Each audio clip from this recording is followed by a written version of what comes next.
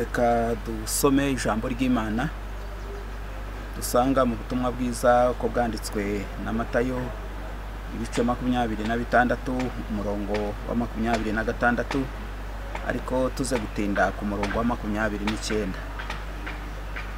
Ijambo riragira riti bakirya Yesu yenda umutsima arawushimira arawumanyagura aho habigishwa be arababwira ati umwende murye uyu n'umubiri wanjye. Yenda n'igikombe aragishimira arakibaha arababwira ati nimunywere kuri iki mwese kuko yari amaraso yanjye y'isezerano rishya ava ku bwa benshi ngo babarirwe ibyaha. Ariko ndababwira rwose yuko ntazanywa ku mbuto z'imizabibu mpereye none nkageza umunsi nzasangirira namwe vino nshya mu bwami bwa data. Bamaze kuririmba barasohoka bajya ku musozi wa Elayono. Twongere dusoma ubutumwa bwa Matayo bwa Yohana ibice 15 umurongo wa 18. Abisi ni babanga umenye ko babanje kunyanga batarabanga. Iyo mu babisi abisi baba bakunze, ariko kuko mutarabisi ahubwo nabatoranyije mu bisi nicyo gituma abisi babanga. Mwibuka ijambo nababwiye nti umugaragu ntaruta shebuja. Niba barandenganyije namwe bazabarenganya, niba baritondeye ijambo ryanje n'iryanyu naryo bazaryitondera. Nanone kugira ngo turangize uyu mwanya dusome ibice 17 za Yohana umurongo wa 14. Nabahaye ijambo ryawe kandi abisi barabanga kuko atarabisi, kuko nanje ntari uwisi sinsaba kubakura mu isi ahubwo barinda umubi. Si abisi kuko nanje ntari uwisi uberesha ukuri kuko ijambo ryawe ari ukuri. Amena. Dushimiye Imana kubw'uyu mwanya mwiza wo kuganira iri jambo ry'Imana. Icyo tugiye kuganira muri iri jambo ry'Imana turaganiraho ubumwe bw'itorero no kugaruka kwa Yesu. Ubumwe bw'itorero rya Kristo no kugaruka kwa Yesu, kuko iri jambo kugaruka kwa Yesu bivugwa ko ari wo mutima w'ubutumwa bwiza.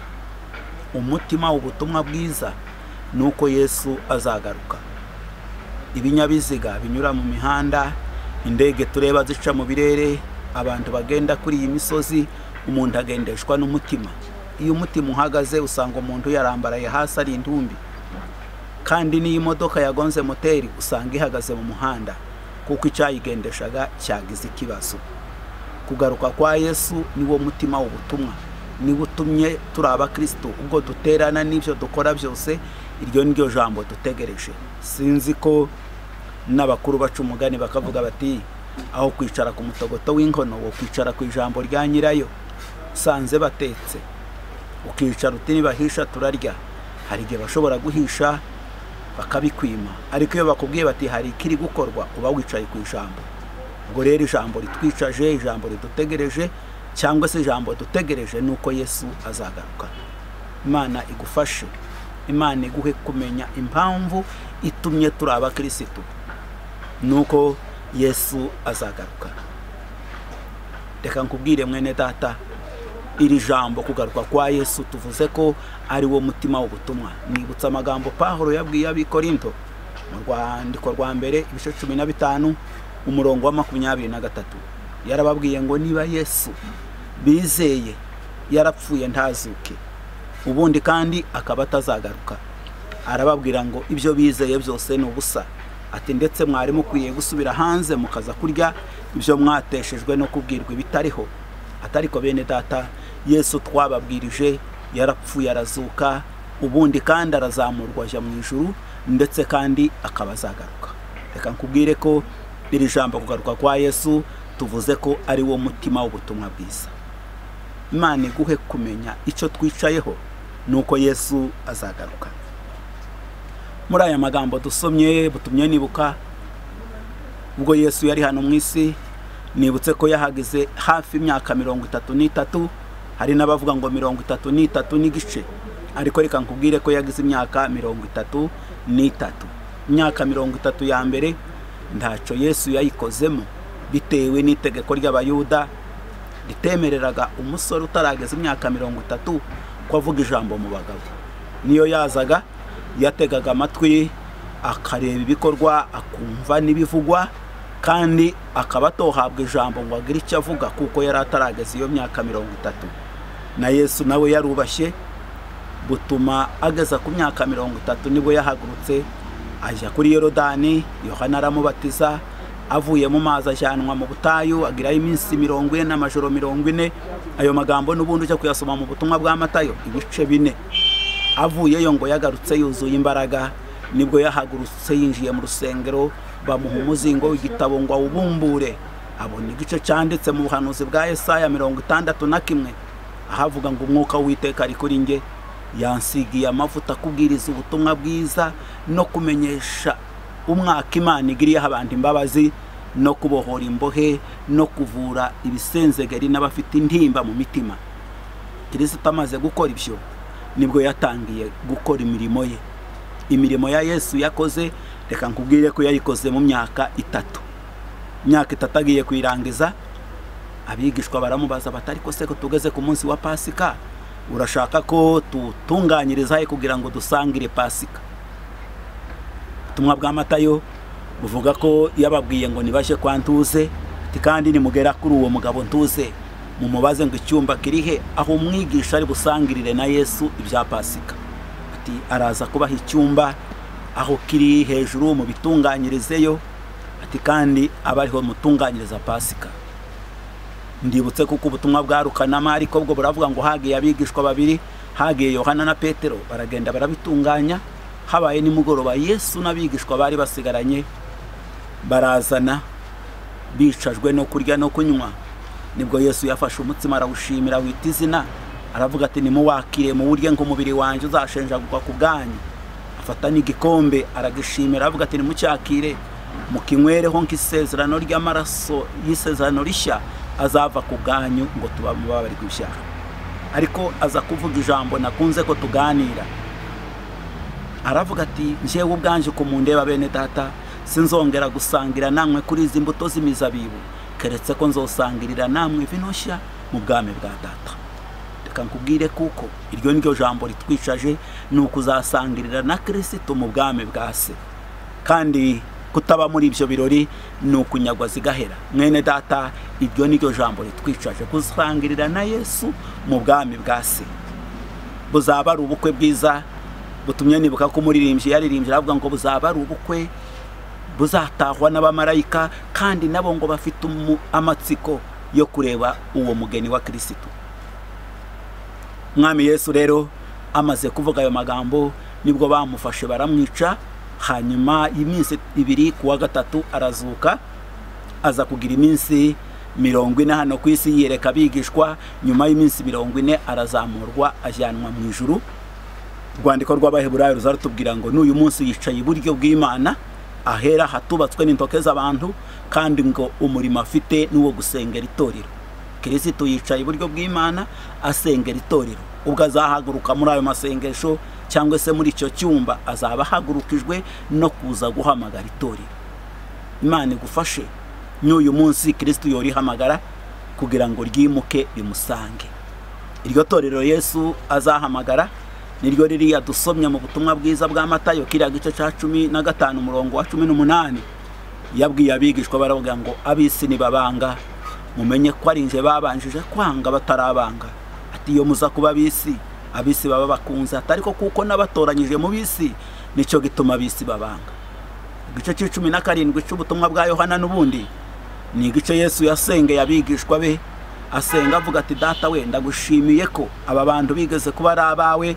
Abo nabigishwa yavugaga ati nyuma yabwo urabampa, atubampaye mbigisha ijambo ryawe, bamaze kuryumva bararyizera, abisi barabanga. Ati kandi bamaze kubanga none ntibakira abisi, sinsenze ngo bakure mu isi, ariko ndabasengera ngo barinde umubi. Ati sabisi kuko nanje ntari uwisi, atubundi uberesha ukuri kuko ijambo ryawe ari ukuri. Reka nkubwire mwene data, torero Yesu azimura ni abantu bahamagawe bagakurwa mu isi. Uyu munsi batuye mu isi ariko sabisi. Iryo niryo torero Kristo azimura karikura mu isi. Ni abantu bahamagawe bakurwa mu isi, uyu munsi batuye mu isi ariko sabisi. Ahandi biravuga ngo ni abantu bahamagawe bakurwa mu ndimi, bakurwa mu miryango, bakurwa mu moko. Bamaze kwitaba wabahamagaye arabavugurura, abarema mu muntu umwe, abita itorero. Ubundi kandi nico gituma bivuga ngo ni abantu bongeye kubyarwa ubwa kabiri cyangwa se kuvuka ubwa kabiri. Ubwa mbere twari twarabyawe n'ababyeyi bacu, tuvuka dusa nkabo, tuvuga nkabo, tugenda nkabo, dufite imico yabo, ariko nyuma yabwo tumaze kwizera umwami Yesu twongera kandi kubyarwa ubwa kabiri, tubyawe n'ijambo n'imbaraga z'umwuka. Kuko habyara babiri, habyara umugabo n'umugore, no mu ijambo ry'Imana habyara babiri, habyara ijambo hamwe n'imbaraga z'umwuka. Cyo cyatumye Yesu abwira Nikodemu, aramubwira ngo nutabyarwa n'amazi n'umwuka tushobora kubona ubwami bw'Imana. Imana iguhe kumenya kubyarwa ubwa kabiri. Iyo tumaze kubyarwa ubwa kabiri twakira undi muco, twakira undi muco w'abandi babyeyi, bakadutoza ingeso zabo. Cyo gihe tugatandukana n'umuntu wa kera. Reka nkubwire, iyo umuntu arambitsweho ibiganza, kamere y'Imana ibimujeho ikamusangana kamere ya Satani, yamara kumugeraho kamere y'Imana ikamubwira ngo ibyo kamere ya Satani akunda byose ndabyanga, kamere ya Satani nawe akakubwira ngo ibyo mwuka akunda ndabyanga. Ayo magambo n'ubundi uje gufashwa no kuyasoma mu rwandiko rw'Abigalatiya ibice 5 umurongo wa 16, haravuga ngo ibyo mwuka akunda nibyo kamere yanga, kandi ibyo kamere yanga nibyo mwuka akunda. Iyo bibanze kumera gutyo rero, kugira ngo ubu umugeni wa Kristo ni ugutandukanywa na kamere. Ahandi kandi hari n'amagambo Pawulo yandikiye Abaroma ku gice cya 7, yarababwiye ngo mbene data ntimuzi amategeko, ntimuzi ko amategeko azahambira umugore ku mugabo akiriho, ariko ngo iyo umugabo wapfuye uwo mugore ababohowe ku mategeko y'uwo mugabo, akabona uburenganzira bwo gushakwa n'undi kuko umugabo wa mbere yapfuye. Ariko uwo mugore ngo yashatswe n'undi mugabo n'uwa mbere akiriho yitwa umusambanyikazi, kuko abaye umugore w'abagabo babiri. Arandika abwira Abaroma, arabwira ngo abariko namwe mwiyumva ko mwapfushije umugabo wa mbere ari we kamere, mugashakwa n'undi ari we Kristo. Reka nkubwire ko kugira ngo utandukane na kamere, upfushe kamere, ushakwe n'Imana, nicyo gihe uzaba umugeni wa Kristo. Imana igufashe. Niryo niryo torero rero, nicyo gihe tuba mwisi tutarabisi. Kugira ngo aya magambo yumve mwene data, gutumye nibuka ko ayo magambo yasoma mu gitabo cyo Kuva ibice 26 umurongo wa 15.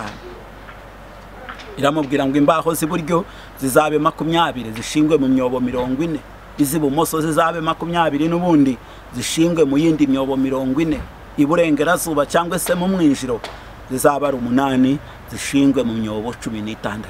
Ati niwamara gushinga izo mbaho uzaza n'imbumbe. Bibiliya yari ivuga imbumbe, Bibiliya ijambo ry'Imana ikavuga imbariro. N'igiswahili cyo gikoresha ijambo ngo ni mataruma. Iramubwira ngo uruhande rumwe haza imbariro 5, ahande 5, ahande 5, kugira ngo zifate iyo miganda idatemba.